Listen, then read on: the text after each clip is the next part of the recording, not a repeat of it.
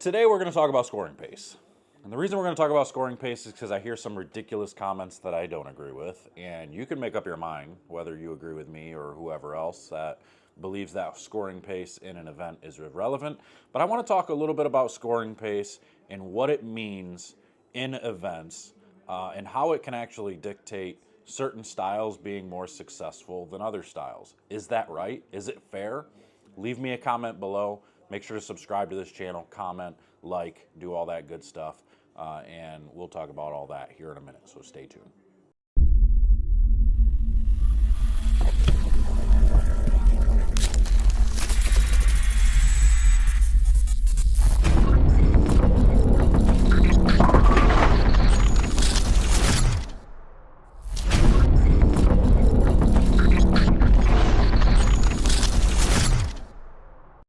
So there are people out there who believe that scoring pace is irrelevant. It doesn't matter what pattern you're bowling on, you're all bowling on the same thing.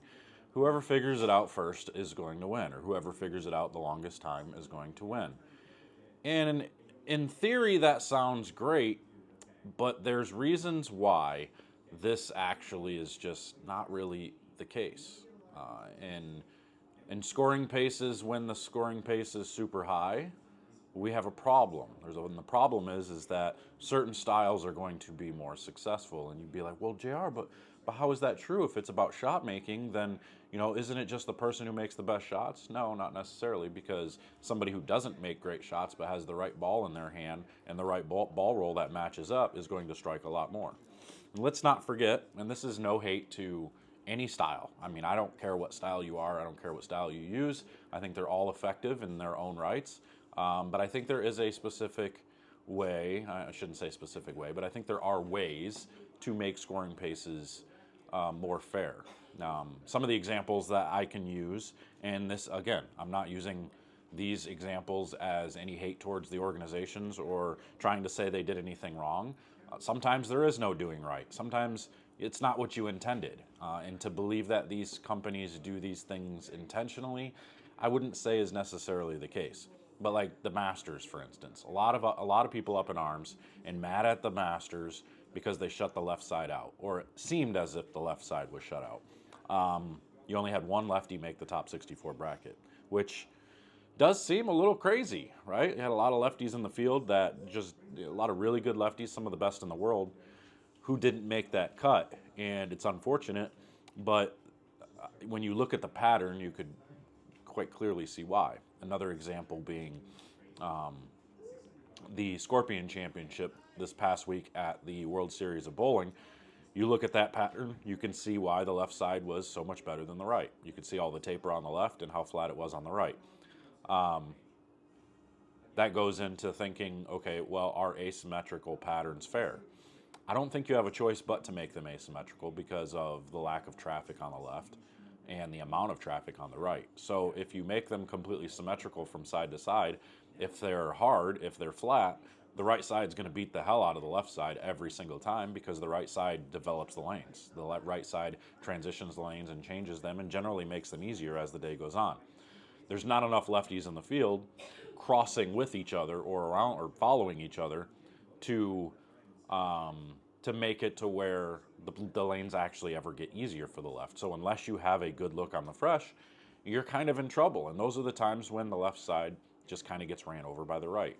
But when it comes to scoring pace, trying to say it's irrelevant, the reason why I think that's incorrect is because when scoring pace is high, it brings in the power game more than when scoring pace is low. It brings the off hits in quite a bit more. Now, it doesn't matter what the pattern is. The power game comes into play either way because those off hits are still really, really big. Just one tripping a 2-8-10 is, potentially a 20-pin swing, rather than just leaving a 2-pin. Or rolling a 2-pin or messengering a 10, which we all know it's a lot to do with power, the rev rate that throws the pins around. That causes that. Now, that's not me saying that there needs to be anything to do with it. It's not anything against two-handed bowling, but there is a clear advantage of two-handed bowling, and I've tried to explain it before. People don't seem to quite grasp it. It's not the rev rate that's the advantage, because rev rate can be created with one hand. Clearly, you watch somebody like EJ Tackett or Mikey Schleybaugh, or some of these guys like I like my guy Cody. He's probably in the 420 to 440 range. I'm in the probably now 430 to 450 range, same range. So clearly not low rev rates by any means, but when you're 50 to 75 RPMs lower, those off hits are just a little bit more rare. So what I mean by off hits are like the light swish pocket hits where the 7-pin's standing, or that half 10 that has a pin roll around and hit or throw off of the wall and come across and hit, or the bucket crumblers seem to happen more for the power guys because you're throwing the head pin and the 4-pin and the 2-pin off the wall, and they seem to be rolling around and bouncing around quite a bit. So when the scoring pace is higher, that type of thing comes into play a lot more than when the scoring pace is lower. When the scoring pace is lower, it takes more precision. It takes more decision making. It takes better shot making, spare making. All of these things come into play rather than, okay, I have a ball. Like matching up isn't as important. It's still important, don't get me wrong. But matching up isn't as important for the super high rev rate guys as it is. At least that would be my argument, is that the matching up wouldn't be as important for the two-handers or the high rev guys when they're easier as it is when they're harder. And that's because the power and the revolutions, they just got to get to the pocket. And that power and revolutions, that's going to throw the pins around. They're going to have the higher carry percentage almost every single time. When the scoring pace is lower, having the right ball becomes important still. Goodness, my dog's yakking back there. Having the right ball and playing the right part of the lane becomes a lot more important when it comes to the tougher conditions, because having a too quick of a ball motion or too slow of a ball motion when the lanes are flatter can be detrimental. It can leave you an awful lot of designs. And again, yes, that's where the power comes into play. They're going to break up those splits a little bit more. But let's say they break them up 30% more, that's still, if you're going through the face 30% more because the pattern's tougher, that's a lot less splits they're breaking up.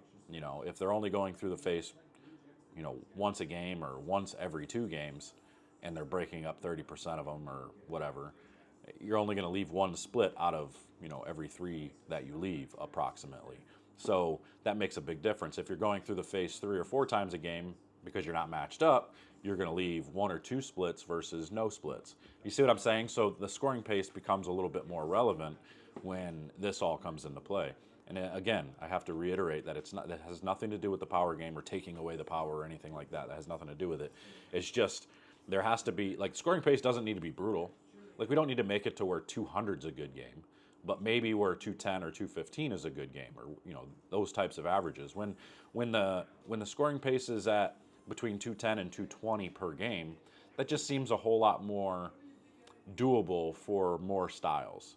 When you start making the scoring pace super high and you bring all the rev rate into play, and now you're forcing the guys who are sub 400 rev rate to try to play, they have to play further inside with these power players, and they don't have the rev rate to create the angles and the proper motion, which again, yes, it is still shot making. You could sit here and you could just say, well, just throw better shots or just throw less bad shots and you'll be okay. But that's just unfortunately not how this works.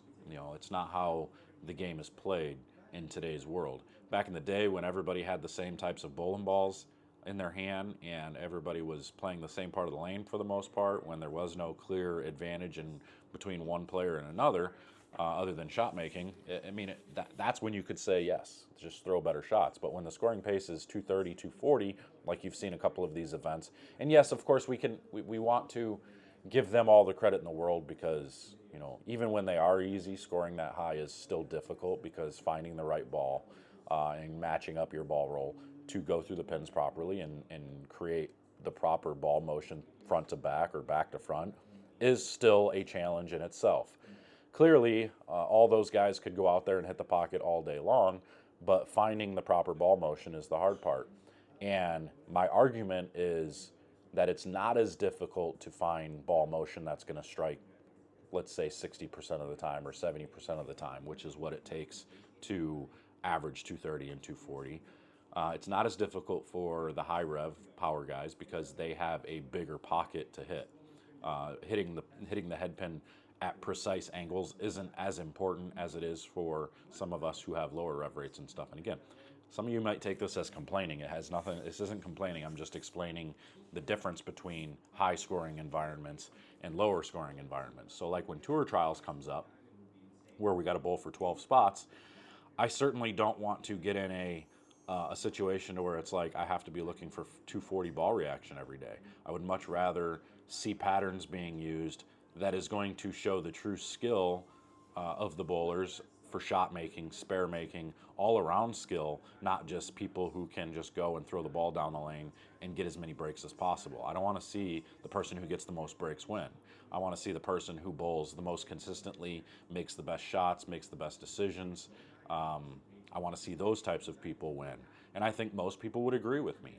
So if you're bowling in, let's say you're at a tournament where you're bowling in league easier patterns is the quickest way to even the playing field, because now the lower rev rate guy, yes, has the opportunity to get to the pocket easier, and their strike percentage goes up. So they have the ability to strike just as much as any of the really good bowlers, the more accurate bowlers.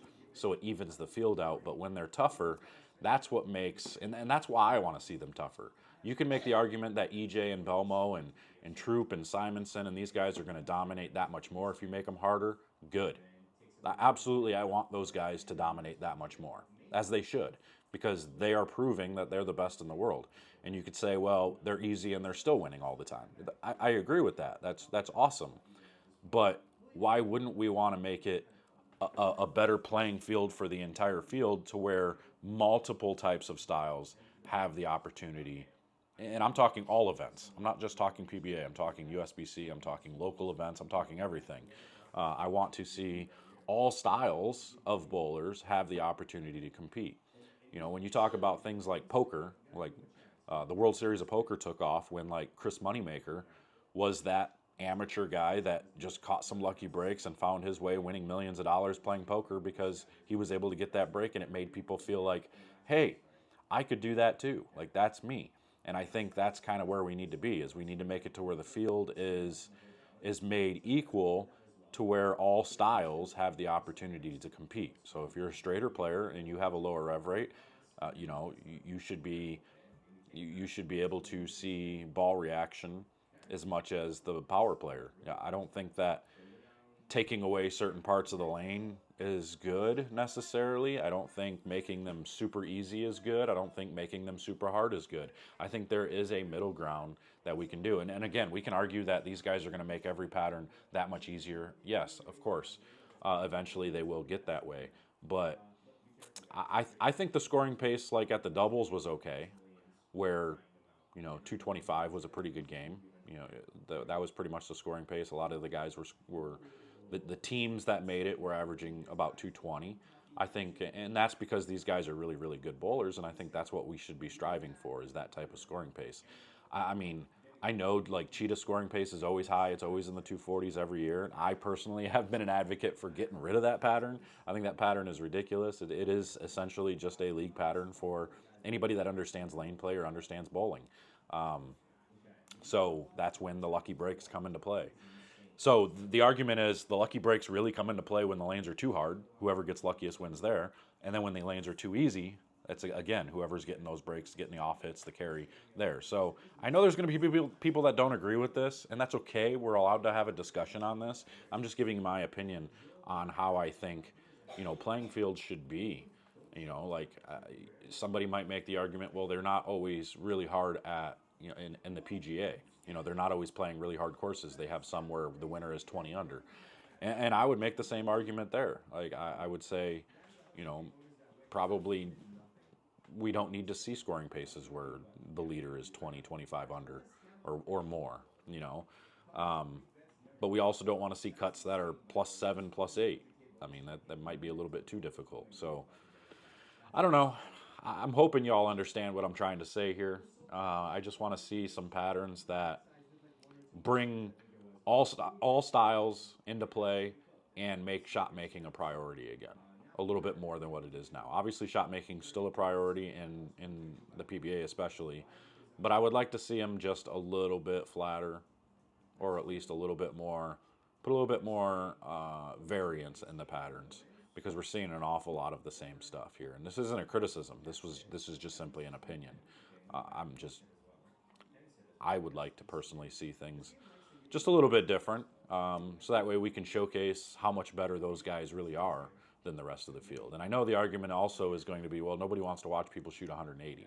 Well, these guys get a half an hour of practice on the pairs. So the reason you're seeing guys shoot 180, like even when the scoring pace was high, you're seeing scores come down later in match 3 and 4, because they tear the lanes apart for that half hour. Like the show that Boog won, where he went Brooklyn a couple of times. I mean, that's exactly what happened. Everybody started so much further left because they destroyed the pair. They had a half an hour of practice. What did you think was going to happen? They're going to break them down to the right, and they're going to just keep moving left, and eventually you get to a point where it's just too far left, and that's what's going to happen. You're going to cut one short, and it's going to go Brooklyn, because there's really not enough. There's not enough spare attempts going down the lane, because you're getting a half an hour of practice. You're really not shooting any spares, so there's no oil in the middle of the lane being pushed down across the lane. All those types of things. There's a lot that go into it, but you're going to see lower scores like that happen way too often, when you get a half an hour of practice. That's another thing that I would love to see change is, let's not give them a half an hour of practice, or give them a half an hour of practice, but then rerun the lanes, before the show. Rerun them before they actually start. Put them on the fresh pattern. So, I don't know. Just some ideas, suggestions. Comment below. Let me know what you think. What would you like to see? Do you like the higher scores, or do you like the lower scores? I know higher scores are more fun to watch. You like seeing people strike, but when I'm looking at the game as a whole, and making it competitive and keeping it fair for everybody, I'd like to see a little bit more moderate scoring condition. Not hard, not easy. Let's try to find some, not super hard, I should say. They should still be difficult, because these patterns they're using, they're still super difficult for the average league bowler. The average league bowler that averages 220 is still going to average 170, 175 on these patterns, because they're not going to have quite the idea. They're not the shot maker. They don't understand bowling balls as well. So a lot of the cases, that's what's going to happen. They're going to average sub 200 on these patterns, where these guys are averaging 240. So again, just my ideas, just my thoughts. Let me know what you think. Comment below, like, subscribe, and until next time, we'll see you guys later. Take care.